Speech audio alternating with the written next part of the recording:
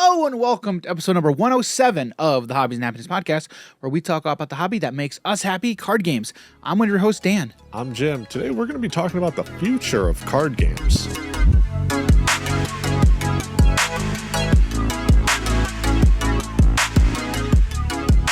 All right. Yes, you do want to say that because I think I think that was actually a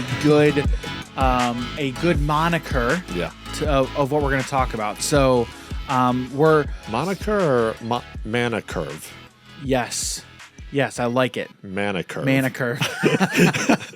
So, we're talking about a very interesting, a very broad, general, but also specific topic. Yes. On today's episode. Yeah. This entire conversation got brought up because I was getting beat, and then because you were the one who brought it up.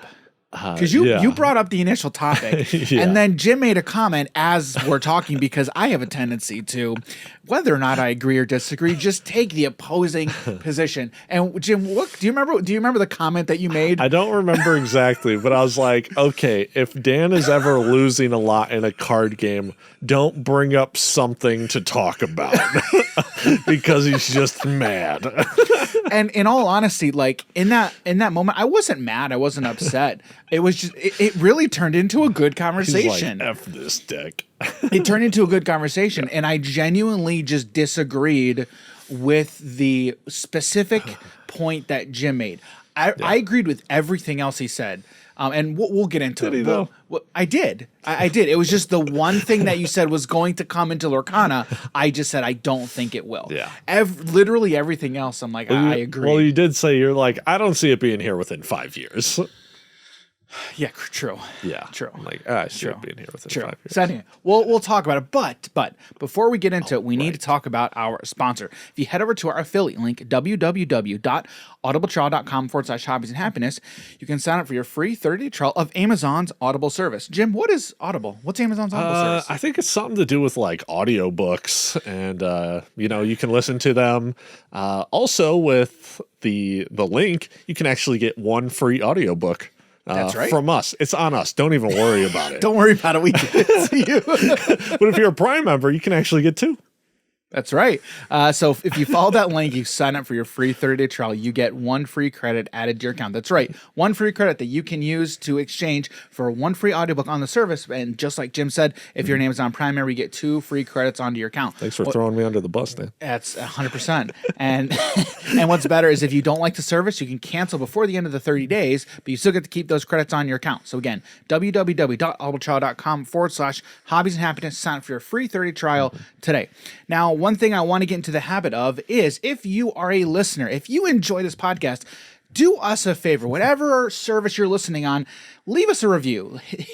Leave us a 5-star review. Leave us a review. That helps us. It helps the show get into more ears. So for you audio listeners, do us a favor. Leave a review. That way we can start growing on all of these podcasting platforms. So do us a favor.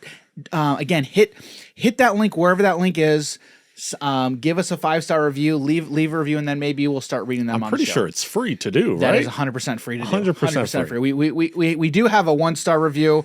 Well, they didn't leave a review; they just put 1 star. But let's keep that up. Thanks. So again, if you're a valued listener, which if you're listening to this, you 100% are a valued listener. Thanks for being here. But again, if you could do that, that would really help the show.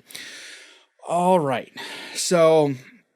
Yes, this was a very interesting conversation. Now, I know we've talked about on the show before, we've talked about power creep. Yes. I can't remember what episode that is. If you're watching on YouTube, I'll try and link that. That's definitely one that I'll get and link in the show notes for sure. But this conversation does kind of delve into it because through this entire conversation, Jim made a good point, basically about how card games need to evolve over time, which is very true. Now, let's just get into it. So we were playing Disney Lorcana. Okay. Do you remember what deck you were playing? I was playing the villains, purple amber. Yes, amber amethyst. Yeah, right. yeah. And I can't remember what I was playing. Oh, I think I was probably just playing like the item stuff that just didn't work. Yeah, because you were doing the red-blue version of it at start. Yeah, that's right. And then you played the steel. The steel. Deck. Yeah, right. So through that, because you were the one who initially brought it up. Yeah, I don't even know how. I think you just randomly just said, you know what would be better? It was because of the Ariel. Oh, that's right. Because I'm like, just make her bigger because bigger. it's such a bad card right now. Because she has potential. So Yes. we're specifically talking about Ariel, who's a collector. The body is bad. An unequal 4 cost, 3/3/1. Okay. Yes. So, but she has a great ability on her that whenever you play an item, you can ready her. Okay. Yep. So the entire idea with Ariel is to quest ready, just machine gun off a bunch of quests. Yep. That's the entire idea. Okay. I've been working on it for a while. And I know there are decks out there that do it well. I haven't played enough. That's the thing, is like, I haven't played enough, and it seemed like every game that I played just didn't go very well. Yeah. But also the matchup just were not favorable at all. I think in like a more mid-range style deck that you're versing, I think it'll do pretty nicely. Right. So Jim basically made the comment of, you know, what would be better is if she just had a better stat line on her. So instead of a 3/3, even just making her a 4/4. Yeah. And then I made a snide comment. It was like, well, duh. Like, wouldn't everything be better with with better stat lines? Okay. Yep. And so then we started talking about essentially attachments, equipment, items. Okay. So currently in Lorcana, there are items already. Okay. They do not have a specific zone on the board, on the playmat. It's just you play them out and they're there. Okay. There's each color has a couple of items. Some have more, some have less. All right. But at current, none of them attach. Okay. So it's like pseudo attachment stuff, but pseudo, right. Now, so Jim, go through like your baseline, if you can, like through your like baseline argument and essentially make your case for what you were trying to say at that point, if you can. Yeah, I mean, it's a little bit difficult. I haven't even really thought too much about it. But just the idea of bringing in some items that can make sense to me in the game of, you know, you can turn it into something good of like Triton's, what is it? Trident? Yes. It's so weird to say. Triton's Trident. There we go. The Trident. Yes. You know, Mulan's father's sword. Like there's a couple things that you're able to. You know, the Scepter of Arendelle, which is not it's an item, but it's not an item. Yeah. Yep. So it was just ways that it made sense to me that you could bring it in and thematically, correct? Yeah, thematically. Yeah. And then also just have ways to buff up these characters that just need that little extra help to really make a build around style list. And when you say that, you're specifically saying, like with the Scepter, for example, instead of having it be in Magic terms, an artifact, we are now making it an equipment where you can now attach it or equip it. Yes. Okay. Yeah. And so you think this is something that that we will see in Lorcana in the near future? Yeah, in the near future, I'd see it. Okay. So we were talking about the idea of attachments, equipments, and how they're in for the most part, they're in a lot of combat focused, combat oriented card games. Yeah. Okay. Yeah. And so immediately, as soon as Jim started talking about it, I basically said, I don't think that. Number one, I don't think it fits what the designers of Lorcana are trying to build, number one. And then I basically said, number two, I think it's, for lack of a better term, too confusing for what they're trying, for what their goal is with the game. Okay. Again, I fully recognize and fully understand that these types of effects cards are in just about every card game. Okay. So that's kind of like the baseline arguments, right? So Jim essentially thinks that we're going to see items. You think we're going to see item cards able to be attached to characters in the near future, correct? Yeah, in the near future, yes. Okay. Now, can you drill down on what the near future is? Because I believe you did say within the next 5 years, correct? Yeah, it was a thing of when we were arguing about it, and you're like, okay, I can see after 5 Oh, years yeah. of it doing. I'm like 100% it's here before 5 years. Obviously it's not guaranteed 100%. So, but and I initially said I don't think we would ever Yeah. see it in the Yeah. game. Okay.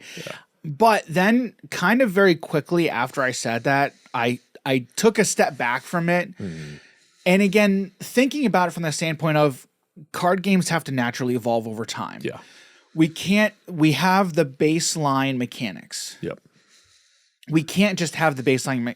I don't think if you want to build a successful card game, you just have baseline mechanics forever. You have to evolve at some point. Yeah.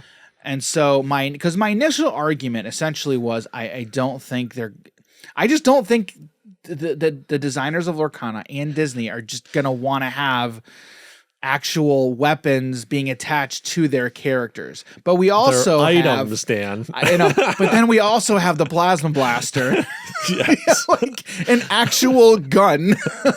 well, Well, it's fictional, not real. a fictional gun, right? But it's still. It's the meme. So anyway, I started blast, and I literally that was my meme after Gen Con was the deck. Yeah, anyway, I started blasting, right? Yep. So I don't think I can simultaneously hold those two thoughts and positions at the same time. So and that's when I started thinking, all right, I think my argument falls apart based off of there's Plasma Blaster. Yeah. We've got, again, you look at the artwork on the cards and even many of the films like Mulan. Yeah. So there's. And isn't the steel Lilo also holding the blaster? Correct. She is as holding well? the blaster. Yeah. She's holding the blaster. Right. So that's why I said, I think it would be, if we did see them, it would be after 5 years. Right. Because also, I do think within 5 years is just a little too quick for them to be introducing that type of mechanic for the target demographic. Right. Because I think the people that they're wanting to target with this type of game can handle what the game is currently. Yeah. And I think in order to introduce a mechanic like that, they'd have to go pretty slow. And again, I'm not trying to be degrading to the people who play Lorcana, because again, I think Lorcana is great from the standpoint of this is a lot of people's first TCG, which is great. It's great. And I think the reason this is becoming a lot of people's first TCG is because it's so simple and streamlined. Right. And I think it is streamlined. Would you agree? Oh yeah. 100%. So, and that's why I'm like, I don't know if we're going to start seeing those types of cards. Yeah. Okay. So, I mean, all right. So again, you think we're going to see it within 5 years? I can say, or what I would think it would be between 2 and 4 years. Okay. Now, let me ask you this. Okay. Why do you think we would see something like that aside from thematics? Because yes, and I agree with you that it can make sense within the game thematically. Yeah. But aside from that, why do you think we would see that type of mechanic and card introduced in Lorcana? I have brought up, it's just because other card games have done it, so it can work. It's more of other card games have done it. And it's not it doesn't seem like too complicated of a thing to really bring into the game. We also look at the items we already have. We have these pseudo attachments. So it's like, there's really not that much of a difference for it. So when you say, what do you mean pseudo attachments, for example? All right. So the cards where it's like, tap this, your creature gets +1 lore. Okay. So like the scepter, give it support, give it, the rabbit watch to give something rush. Okay. Right. So we have things that kind of do it, but we can, just add a little bit more, and it's kind of just like, well, now we have attachments rather than so here's the thing. In practice, yes, it's pretty simple and it's pretty easy. Yeah. Where do you think, because I know my answer, I'm curious what you would think here. Where do you think that gets inherently a lot more complicated? Because yes, in practice, it's pretty easy. But where does that easiness, for lack of a better term, fall apart? Where would you think? I don't know. I guess I'm like just more biased on thinking that it's just more simple. So where It are you is. going? So where I'm going with this is the one thing we haven't seen yet. I don't think we've seen this yet at time of recording is we don't have comprehensive rules. We don't have comprehensive rules for this. Yeah. And anyone Which would be great. anyone who's played any card games for any amount of time knows those, like, that's going to be your Bible, number one. Number two, are those documents ever small? No, not at all. No. Are they easy to write? Easy to write? No. Because they have to be, and they have to be insanely specific. Yes. Don't Yeah. they? Yeah. And so when we take even a simple to us mechanic, like, oh, you just attach it to this other card. Well, what does that mean in the context of the rules set? Yeah. Yeah. And that's where I think it's just gotten it can get very, very complicated. And that's where I'm like, I don't even know if they would want to touch that yet with a 10-foot pole, because we don't have comprehensive rules. They're not. From my understanding, I don't think we're going to see any official organized play for at least a year. Yeah. And I think that's specifically to give them time to get all of the back end, including comprehensive rules set up. Yeah. Okay. Because again, this is me, and I'm curious, I would assume you would agree. This is me fully acknowledging that this stuff, to us, it's all pretty simple, and it's like we understand, like it's our world, we get it. Yeah. But to somebody who's new, if you don't have all of this firmly, neatly tied in a bow, it can fall flat very, very quickly. Because I mean, even at Gen Con, how many people were just like, okay, we have this insanely corner case rule. Yeah. How would that ruling be? You have to have all that. Yeah. You have to know how everything is going to set. Yeah. Judges And to do it all or be able to find it quickly. Exactly. There's a lot. Yeah. There's a lot there. And that I think was kind of on my mind when we were having this discussion. And I didn't really. That was not said at all. No, it wasn't. It wasn't. Yeah, and that's where I was. And that's where I was going. Like, Yeah. I didn't communicate that effectively at all. Because he was mad, dude. All right, whatever. I'll go with it. So that's, I think, part of my other reasoning. What do you think? What do you think about all that? Yeah, it's definitely. I think, like, regardless, you're going to have so many rules. So it's like you make other cards that you now have to have other rules for. I think regardless, it's just going to happen. Like figuring out the exact rulings on how stuff is set up. Right. But again, we're talking about a company who first TCG, Yes. they have, it's not that they don't have any experience because Ryan and Steve have the experience.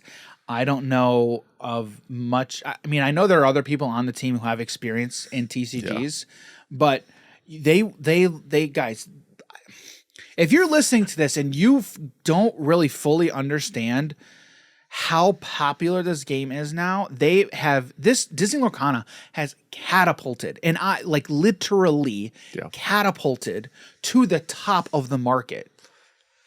Yeah, kind of. Like in popularity, like in everything, and it's also, if I'm being honest, it's because the biggest thing is the IP. Okay, the biggest thing is the IP, right? And you're seeing a lot of people jump on board. You are seeing a lot of people jump on the bandwagon, 100%. Okay, whether you like that or not, 100%. There's people who are doing stuff because they're jumping on the bandwagon. Yes, because they see it's popular. Oh, hey, there's a market for it. Because there's a market for it. Yep. And that's not good, bad. It's the nature of the market. Yep. It's 100% what the market gonna does. market. Market's going to market, whether you're a creator, whether you're a marketer, whether you're whatever. Yeah. That's how markets react. Yep. Okay. Yeah. So, like I said, good, bad, and different. That's what's happening, and that's what we're seeing right now. The market is exploding. Yeah. Is exploding, and when you don't have the proper infrastructure behind all of this, it can come crashing down pretty quickly. Yeah. Right. So that's where I'm like trying to pump the brakes a little bit because, like I said, I agreed with pretty much everything you were saying. The one thing that I want to touch on a little bit as well is you had just said, right? You were like, well, all these other card games have done it, and they've done it. They've done it well, and it made sense. And I'll admit, when we were having this conversation, I was just arguing out of spite a little bit.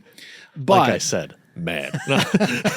but and I don't remember what your opinion was on this. But my thought and opinion, because one game that is doing this phenomenally well is Alpha Clash. Okay. And I'll get to it in a second. Right. But what I had said was, I don't think that's a good enough reason to do something because another card game does it and they're successful. Just don't make that be a reason for doing something. Okay. Yeah, there was actually one thing I thought of when you were talking a lot about the creator's point of view as to why it was brought in. Yeah. I was just like, what's to stop them from just lying to you? True. It's like, oh, this is a reason. True. And then they're like, True. no, it's really just because every other game and people like items. True. You're 100% correct. You're 100% right. We'll never know. But I also think I do think players in the communities can sniff out BS like that too. I do think they can. Yeah, I think it just depends on what's said and or Yeah, who true. says. True. No, 100%, 100%. And I think games and designers who are genuine come across as they are genuine, and there's a real reason for this. Two games that I think are doing this phenomenally well: Star Wars Unlimited and Alpha Clash. I love watching the FFG live streams. Tyler is one of their designers. I love if you guys don't follow him on Twitter, go follow him on Twitter. Well, I'll link it. I'll link down in the description his Twitter handle. But he goes on Twitter and just gives like short designer snippets for why they made certain decisions for the cards, and I love stuff like that, right? And Alpha Clash is another one, right? And it's easier. Again, Star Wars, not a small IP, right? Because what I was going to say was, I feel like it's easier for a smaller team, right, to quote be genuine because you don't have the red tape and bureaucracy. I mean, we can tell stories about. I feel like it's neck and neck with Disney. It's like the same thing. Right. But again, like when you're dealing with large companies and corporations, it can get harder to be genuine. It's harder to be transparent is actually, I think, a better way to say. Okay. It's harder to be transparent because you can be 100% honest, and then people are just like, yeah, well, he's got to say that because of, Disney or Star, whatever the case, right? Yeah. But I think it's easier to be transparent when you're a smaller team and you don't have to, you're not able to hide behind any legalese or anything. Yeah. Right. So from that standpoint, it's easier. But I think Ridge and the team at Rising Empire Studios is doing a phenomenal job. So we're in the midst of spoiler season for set 2 for Clash Grounds. Okay. I'm currently reading I have an advanced copy, thanks Ridge and team, of the Alpha Clash novel. I am enjoying the heck out of it. Okay. And, I've mentioned this to you. Hey, Jim, do I ever, when we're playing Magic, do I ever really care about the lore for Magic? No. No. I've never once cared about the lore. I only ever cared about the War of the Spark. War of the Spark, because that was really interesting. That was so good, dude. That was so good. To this day, I go back and watch that cutscene. 100%. Oh, my goodness. So good. But again, it was a compelling story. Yeah. It was a compelling story. And Bolas is just the best villain of Magic 6 history. I also don't know of any others. Frasco's a bad person? Hasn't she dude, I have no idea. I don't know if I think she's been a villain hero. Who's the 4-color Phyrexian? Oh, the 4-color Phyrexian. Yeah. Populate. Or is it populate? Proliferate. Proliferate. There's a lot of Phyrexians. The 4-color one. Omnath? I mean, Omnath. Omnath he became 4-color. At 5-color, though. I thought it was only. Oh wait. Well, he was 4-color previously, and then the 5th one, which was black, made him Phyrexian. Gotcha.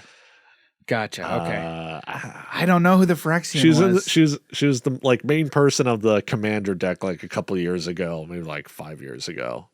maybe even longer. I don't even remember. Dude, I don't know. Dang it! We're not talking about the white one. She was white. No, Elish Norn. Elish Norn. No, so it's I'm not looking for Elish Norn. The 4 color. It's dang it. Oh, Atraxa. Atraxa. Yeah, There that's we go. Her, Atraxa. her. There we go. Yeah, I know she was also, I think, a bad person. I think so. Yeah. Regardless. Great card. Regardless. Great card. Anyway, the entire War of the Spark was a compelling story. Okay. With Alpha Clash, I will tell you what sold me on Alpha Clash was not the cards, was not the gameplay, was Ridge and the team. Yeah. Ridge and the team is what sold me. Okay. And I started diving into the lore because of the team behind it. And so now that I'm reading the book, dude, it's phenomenal. So I don't know when this is gonna. When is this gonna go live? I think when this goes live, we're gonna be close to the launch of the Kickstarter for the book. September 19th is when the book, the novel, launches on Kickstarter. So I will find the link and we'll be sure to link in the description. Go check that out. You definitely should. Hope maybe by the time this airs, I'll be finished with the book. Who knows? But I am enjoying the lore behind this game, okay? And I can see now that I'm involved with the lore, like I care about it, okay? I'm learning more about it. As we get into set number 2, I'm noticing all of these key story elements. The portal mechanic makes sense within the lore, and hearing the team, they were like, from the get-go, we designed the portal mechanic to be central to the entire game. And now that I'm learning about the story, I'm like, this all makes sense. It's clear to me that we have a team that is trying to tell a compelling story and is doing that through multiple mediums. Okay. And so that's where I'm like, I care about everything about this now. Give me more. Tell me more. Give me more. Right?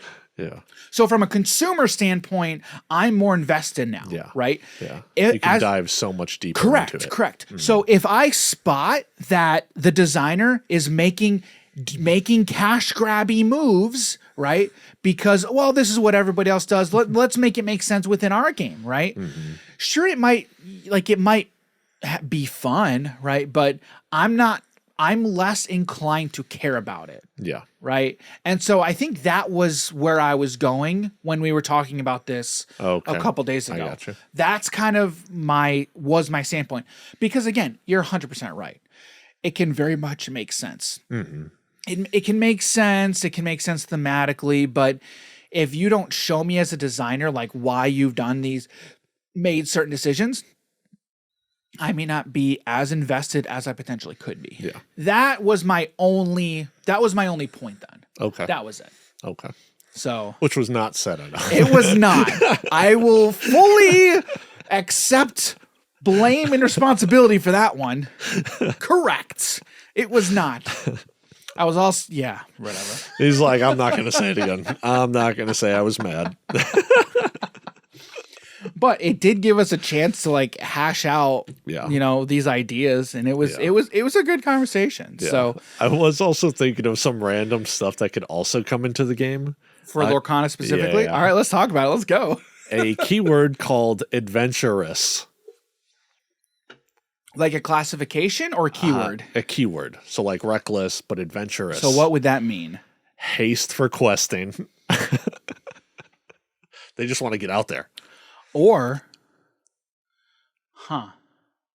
haste for quest.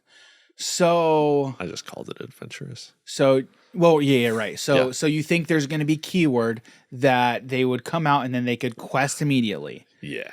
But they wouldn't. You think would it specifically be they can only quest immediately and not attack? Yes. Okay. Yeah. So because we still have the reckless. You mean rush? Or sorry, rush. Yeah. Sure. Okay. Yeah. Still have rush, and then you just throw. They would have to be probably insanely understated. 100% with one lore.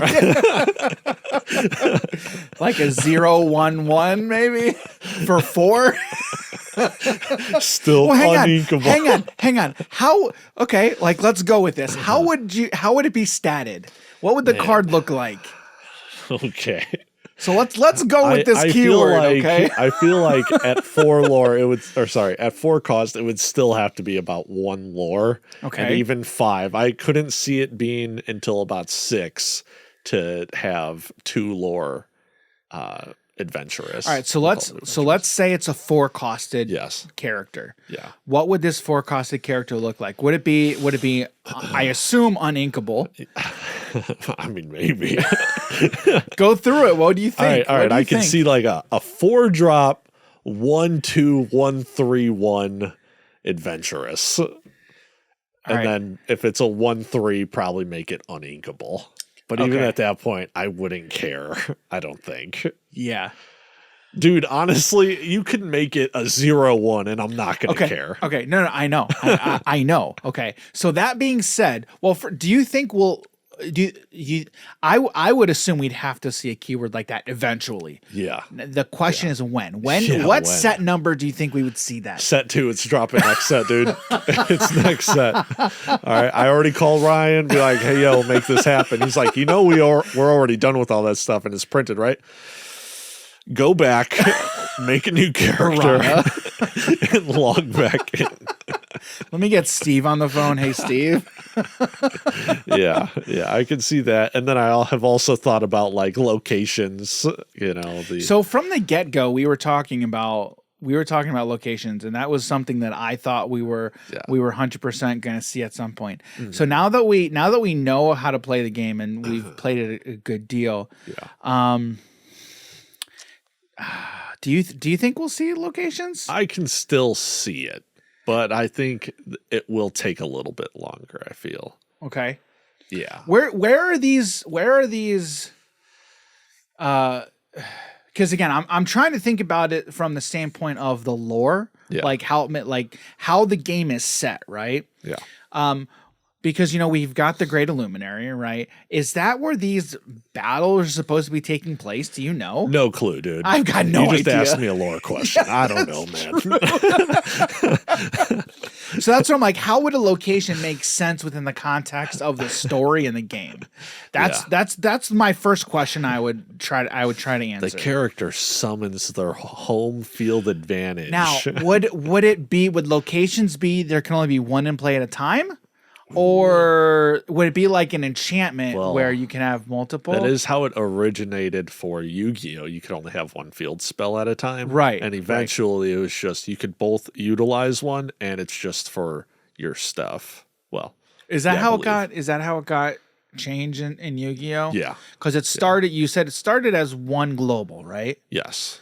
And then now it's, what is it now? Yeah, it used to be one global, and now I believe it is, if there's only one out on field, I think it's still global, but there's just a lot of the cards that are specifically for your stuff, so it's not really going to affect your opponent. I don't know the exact ruling on it. Okay. But you can have a field spell out, and your opponent can also have a field spell out. Okay. Affecting your both things individually. Gotcha. So my opponent's field spell does not affect my stuff. I don't remember the exact ruling, Gotcha. But it could also state of when this is out on the field, your opponent can't attack if they have more monsters than you, so it can still affect you. I got you. Yeah. Understood. Okay. So locations, it's something I would love to see, just because again, with the whole IP, I would love to see let's go to Agrabah, the Cave of Wonders, all this stuff. I just think it would be cool. I don't know how we would see it, but I would love to see it. Mm-hmm. Let's make it happen. Don't know how, but let's do it. So adventures, are there other things that you thought would come in? Those were just the 2 or 3 that really popped into my brain just randomly. Nothing else has really jumped out at me. I'm open to conversation. We're always open to conversation. Yeah. I mean, because I think with set 1, again, just like with any set 1, right? Yeah. I think Lorcana is they've got a solid base. They've got a solid base to work from. Okay. Yeah. And now they just go up. They build upon that and go from there. Yeah. Right. Powerful dual color cards that you can only utilize in those colors. Do you think we'll see that? I don't know. I'm just throwing it out there. Yeah, because then you'd be again like Amber Amethyst. Yeah. You'd only be able to run only utilize it. Only use it in Amber Amethyst. Yeah. That's something I think we would see. Yeah, I can see it eventually. I think we would be able to see stuff like that. That'd be And sick. then you'd have a couple cards for every combination, for every single exactly. combination. Yeah. That way, again, you're not just saying this is going to be the de facto. This is going to be the de facto tier 0. Yes. Tier 0 deck, right? Exactly. Huh. That I think is going to be a no-brainer. I think. Okay. Because again, we're not introducing new mechanics. Yeah, That would be that'd be super simple. Yeah. That'd be super simple. Still pays attention to deck building rules. So. Correct. And again, it's inkable, non-inkable. There's no cost. I mean, just the normal cost. There's nothing. It's gonna vary. That's the thing with like this resource system. It's super simple, and you don't really gotta mess. You don't gotta think too hard about it. Yeah. I think we see that.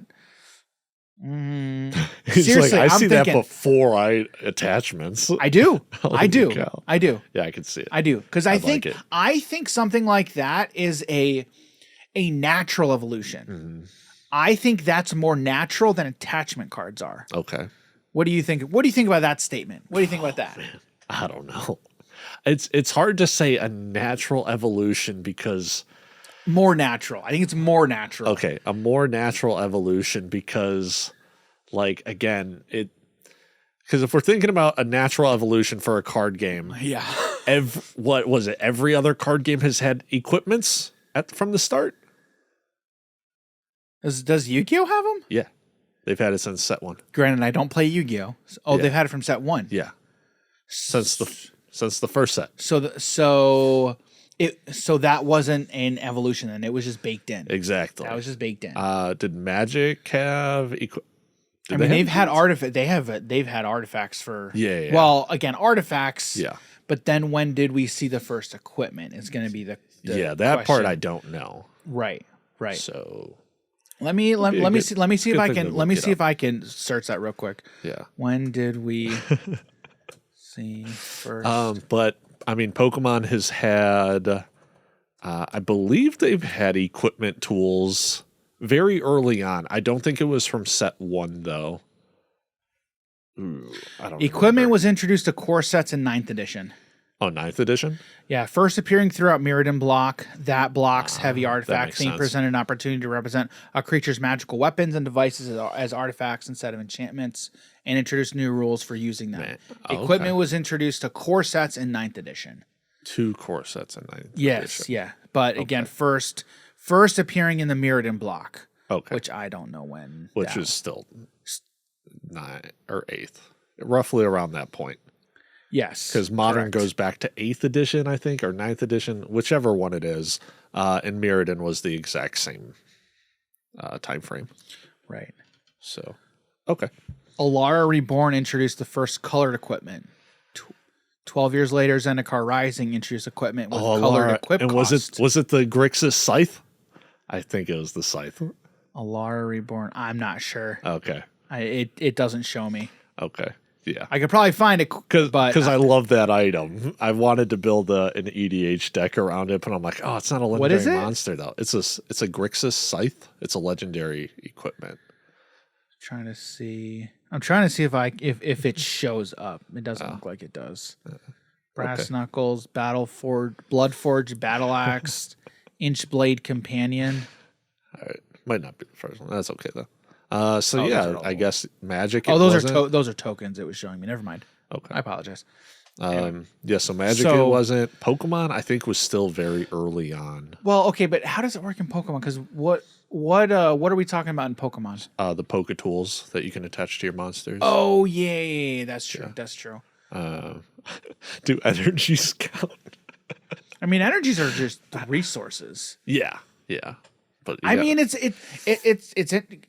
kind of the mechanic. Yeah. You know, the whole mechanic of attaching attach it to a monster and then you could utilize it. Yeah. Right. I could see it. It's arguable. Yes, I can see it. I will say in that conversation, I'm pretty sure I said multiple times I can't see it. Yeah. I could see it. I was just being a pain. I wasn't mad.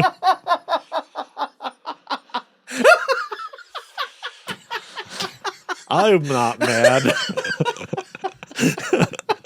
The truth comes out. I just love, dude. I'm sitting here. I'm like, damn, what the troll has gotten trolled. I'm like, what are you talking about? No, dude, trolling and being got so mad. He got so mad. I'm like, Dan, what the are you talking about? Be honest, you were like so mad. He's like, dude, there's zero possibility. I don't think did I say zero possibility? I probably did. Pretty much. And then you're like, I can't see it before 5 years. I'm like, that means it's not zero possibility. That's funny. Oh, goodness gracious.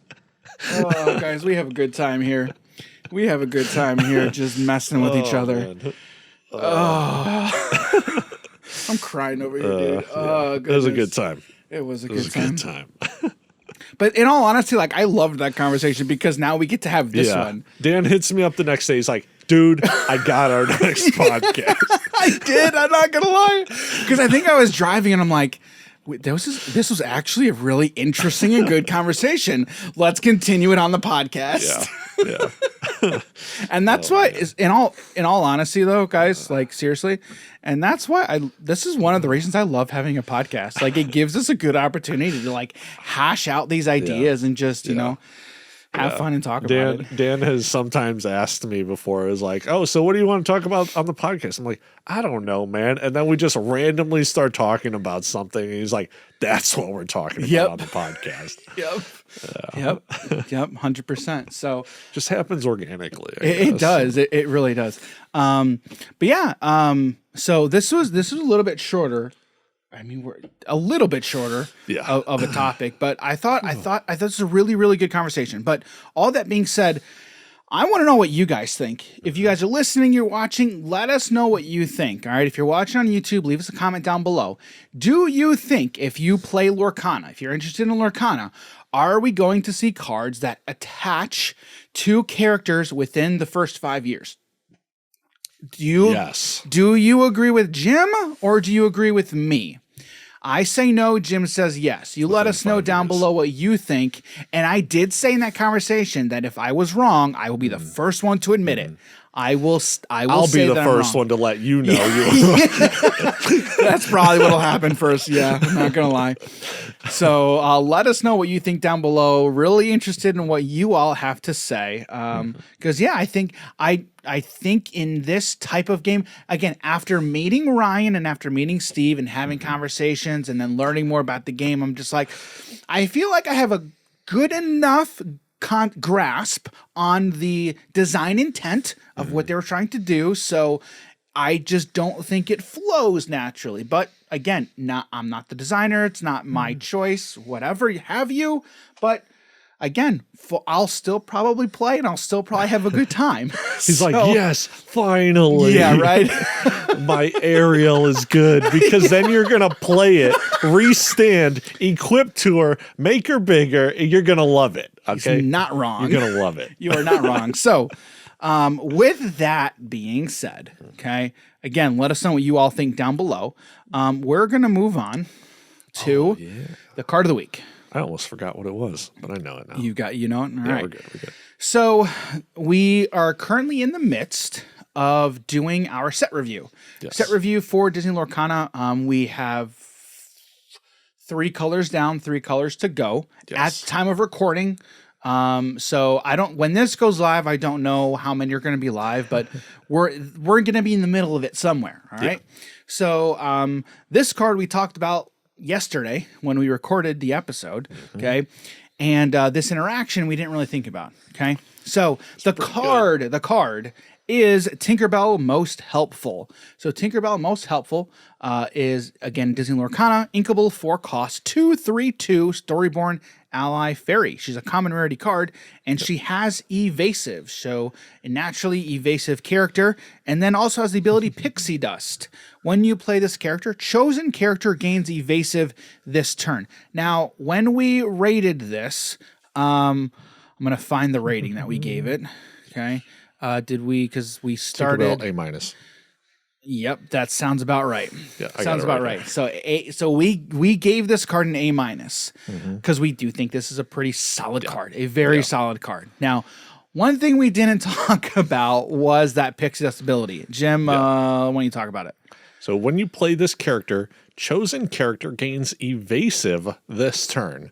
You could utilize it for your cards, but you can also utilize it for your opponent's cards. Why would you give one of your opponent's things evasive, Jim? Randomly off the top of my head, definitely haven't seen this before anywhere. I came up with it.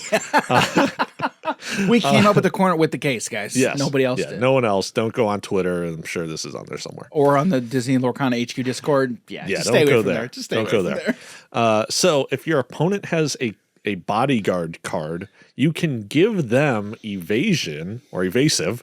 I just want to call it evasion. I know.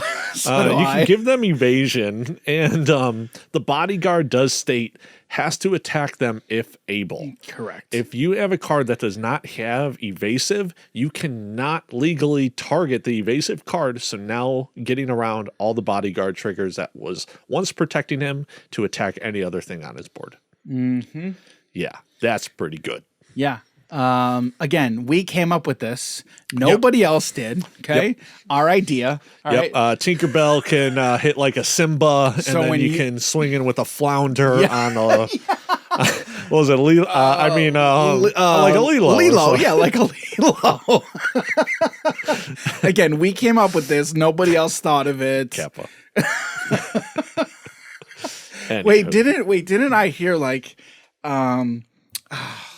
for some reason there's the word beta stuck in my head. Oh my goodness. Cabled.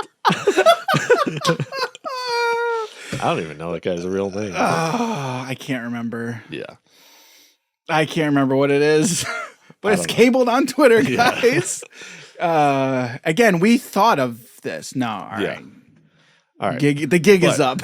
But aside from that, right? Yes. 4-cost evasive 2 lore. I was playing the game with Noah today. Before I got here. Okay. We were at a game store, and we also cracked a case of Yu-Gi-Oh! The latest set. Case? A case. It was $180. After we heard it, we were like, let's split for this. The case? Yes.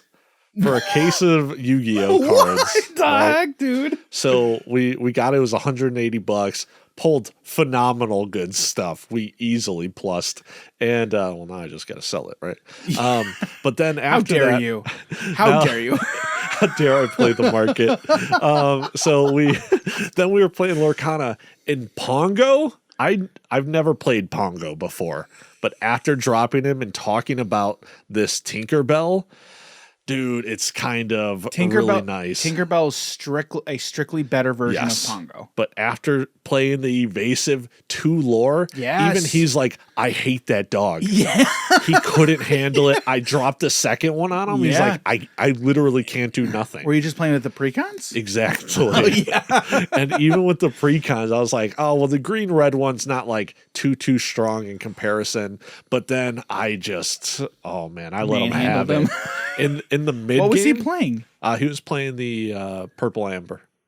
He was playing the better deck. Yeah. Oh, wow. Yeah. But dude, he had an explosive start. He was destroying me on board presence. Okay. And then it got to around turn 5, and I'm like, Mad Hatter? I turn 1 the shield, right? So I'm like turn 6, I tap Mad Hatter, restand him. He can't do anything to it. The following turn, tap for 3 again. He now has to swing 2 cards into it. Draw 2. I'm drawing 2 cards. Dude. I have double Pongo out on board. He's just like, oh my God, I can't do this. He's like, where's the removal? I'm like, that deck doesn't have any. Yep. Okay. Enjoy. Okay. Rafiki? Yeah. He's not getting around it. Yeah, no. Yeah. Oh, goodness gracious. Wow. Yeah, it was rough. So these 4-cost evasive 2 lore, this is phenomenal cards. They are really good. And that's exactly what we've been saying in our set review is like anytime we see something that's got 2, that's what we're looking for. Yeah. But like anything with evasive and one lore, we're like, all right, that's okay. But then you start seeing 2 lore evasion. Yep. Man, oh man. Yep. So that is this week's card of the week. Tinkerbell, most helpful from Disney Lorcana. And we're going to retcon right now. Tinkerbell is an A card, not A-. I'm changing it live. All right. So so that's this week's card of the week. So all right. Well, that with all of that being said, thanks everybody for hanging out with us today. This was an enjoyable conversation. I'm curious, what did you guys think of the conversation? Let us know down below. What do you think about Tinkerbell? Leave a comment. Let us know. But yeah, again, really interested in all of your opinions on. Are we going to see these natural evolutions in card games come to Lorcana like attachments? Are we going to see stuff like that? Again, we know we're going to see stuff. The one other thing is, we've seen in Magic the Gathering is a big thing, and a lot of other games, +1/+1 counters. Yeah. Like, do we see stuff like that? I think that's easier. That's something easier to do. I could see it, but then it also gets in the way of the damage counters. Yeah. So there's a lot, but I'm really interested because we've talked about how much difference of a game Disney Lorcana is. I'm really interested to see where they go with the design, like what choices they make, how they make this different, how they make it stand out. Are they just going to naturally evolve just like all the other games, or are they going to make different decisions and again continue to distinguish themselves as the de facto different type of game on the market? I think you can do both. You can bring stuff from other games that people also enjoy and still separate yourself by including these different things. And the other thing that I had mentioned as well was you don't have to do what's expected. Yeah. You don't, just because someone else does it, you don't have to do it, right? Especially if you're still successful. Oh, yeah. If people still love it, you don't got to do what everyone thinks you should do. 100%. Right? And I'm more of a fan of that. Like, I want to see that. I want to see games and designers just purposefully be different, right? Especially if they're being successful. Like, keep doing more of what's making you successful. But again, interested to see where they go with the design of Disney Lorcana. So with all that being said, Jim, where can people find you on the internet? Yeah, you guys can find me on Twitter, Twitch, Instagram at Jim Morgan, HNH. You guys can find me on Twitter at _DG Campbell and on Instagram, Daniel.G.Campbell. If you head over to our website, www.hobbiesandhappiness.com, you can find links to all of our social platforms there. You can find our YouTube, pretty much everything there. And again, if you are listening to the audio version of this podcast, don't forget, leave us a 5-star review. Help us get into more ears for everybody. It's going to help grow the show. So if you could do that, we'd be greatly appreciative. So again, thanks everybody for hanging out with us today. And we will see you in the next episode of the podcast. See you, everybody. Take care.